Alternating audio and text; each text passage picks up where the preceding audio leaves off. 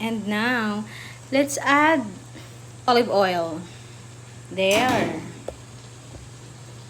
This is perfect. My tuna pasta with tomato, sun-dried tomato.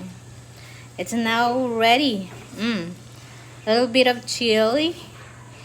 Okay. And basil. Okay. Now please like and share this video and subscribe to my channel. Happy tummy everyone. Bye.